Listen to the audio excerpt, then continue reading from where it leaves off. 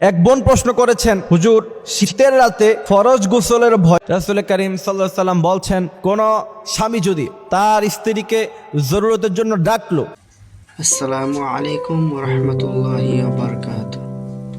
দর্শক, আজকের ভিডিওটি অনেক গুরুত্বপূর্ণ হতে চলেছে, কারণ আজ আমরা এই ভিডিও থেকে জানতে পারব কোন স্বামী তার স্ত্রীকে যখন কোনো জরুরত পুরা করার জন্য ডাক দেয় আর সেই ডাকে স্ত্রীর সাড়া দেওয়া কতটা জরুরি, সেই সম্পর্কে খুব ভালোভাবে আজকের ভিডিও থেকে জানতে পারবো।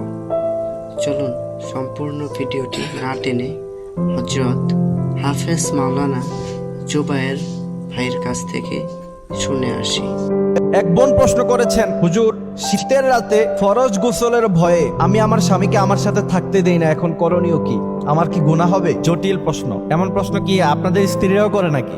কঠিন এক প্রশ্ন করছে এক বোন আমাদেরকে। প্রশ্নটা করেছে, সেটা আমি কোট করে রেখেছি। সে প্রশ্ন করছে যে, হুজুর ফজরের নামাজ যেহেতু আমাকে পড়তে হয়, আর স্বামী স্ত্রী একসাথে থাকলে তো অবশ্যই ফরজ গোসল করতে হয়, সেক্ষেত্রে শীতের রাতে তো ফরজ গোসল করতে কষ্ট। এখন এই ফরজ গোসলের ভয়ে যদি ফরজ নামাজ না পড়তে পারি, অর্থাৎ ফজর না পড়তে পারি, সেক্ষেত্রে আমি আমার স্বামীকে আমার সাথে থাকতে দিই না। সে আমার সাথে থাকতে চায়, বাট আমি তাকে বলি যে তুমি দিনে আমার সাথে থাইকো, রাতে থাইকো না। এখন আমার করণীয় কি? আমার কি গুনাহ হবে? সে প্রশ্নটি করেছে। অত্যন্ত জটিল একটি প্রশ্ন, তবে মাসালা আমাদেরকে জানতে হবে। ইসলাম আগে আপনাদেরকে জানতে হবে। ফজরের নামাজ পড়া যতটা গুরুত্বপূর্ণ, স্বামী যদি তাকে কাছে ডাকে, কোনো স্ত্রীকে যদি কাছে ডাকে, সেটা কতটা গুরুত্বপূর্ণ রাসূল করিম সাল্লাল্লাহু আলাইহি ওয়াসাল্লামের দুটি হাদিস শুনলে আপনারা বুঝতে পারবেন। প্রিয় ভাইয়েরা আমার, ইসলাম এমন এক জিনিস, ইসলামকে আগে আপনাকে জানতে হবে। এজন্য রাসূল করিম সাল্লাল্লাহু আলাইহি ওয়াসাল্লাম বলছেন, তালাবুল ইলমি ফারিয়দা। প্রত্যেক মুসলিম নর এবং নারী উভয়জনকেই ইসলাম জানতে হবে। কতটুকু ইসলাম জানতে হবে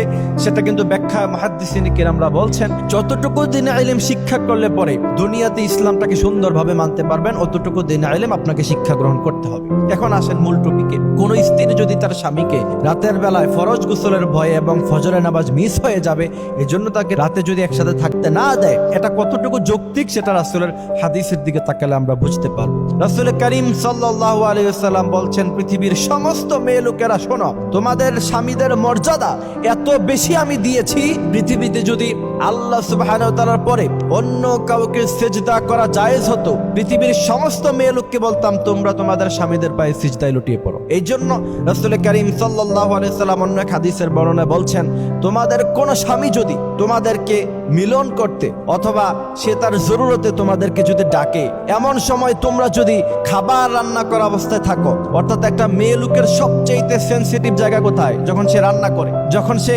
রান্নাঘরে থাকে, সেখান থেকে সে অনেক দূরে যেতে পারে না, কারণ খাবার নষ্ট হয়ে যেতে পারে, খাবার পোড়া হয়ে যেতে পারে, তখন পুরো খাবারটাই নষ্ট হয়ে যাবে।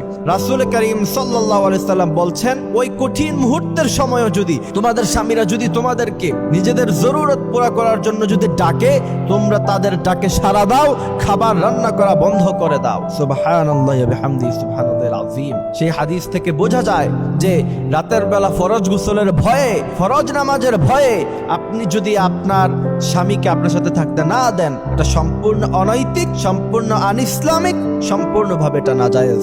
এরপরে আরেকটা হাদিস শোনাই। রাসূল করিম সাল্লাল্লাহু আলাইহি ওয়াসাল্লাম বলছেন, কোন স্বামী যদি তার স্ত্রীকে জরুরতের জন্য ডাকলো আর তার স্ত্রী সুস্থ থাকার পরেও সাড়া দিল না, রাসূল করিম সাল্লাল্লাহু আলাইহি ওয়াসাল্লাম বলছেন, সারা রাত ফেরেশতারা তার উপরে লানত নাজিল করতে থাকে, আর এই অবস্থায় যদি মৃত্যুবরণ করে, সোজাসুজি সে জাহান্নামে চলে যাবে। এই জন্য প্রিয় ভাইয়ারা আমার, আমাদের এই দুটি হাদিস থেকে আমরা যেটা বুঝতে পারলাম, রাতের বেলায় ঠুনকো অজুহাত দেখে স্বামীকে দূরে ঠেলতে পারবেন না, এটা কোনোভাবেই জায়েজ হবে না। এবং এটা যতটুকু গুরুত্বপূর্ণ স্বামীর হক আদায় করা, ফজরের নামাজ আদায় করা, এটা এর চাইতে বেশি গুরুত্বপূর্ণ। সুতরাং কোনোটাকেই ছাড়া যাবে না, একটা অজুহাতে আরেকটা বন্ধ করা যাবে না। এই বিষয়গুলো আমরা জানবো, বুঝবো ইনশাআল্লাহ। আল্লাহ সুবহানাহু ওয়া তাআলা আমাদেরকে বোঝার তৌফিক দান করুক, আমিন।